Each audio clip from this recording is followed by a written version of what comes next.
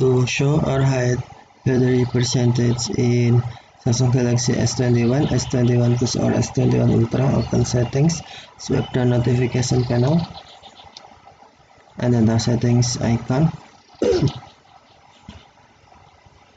Scroll down settings screen, find battery and device care, and then tap battery and device care. Select battery,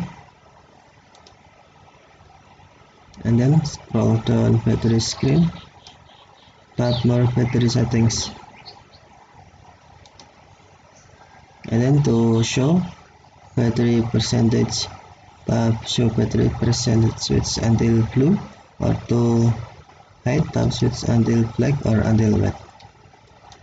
Okay, if you tap show battery percentage switch until blue, you can see percent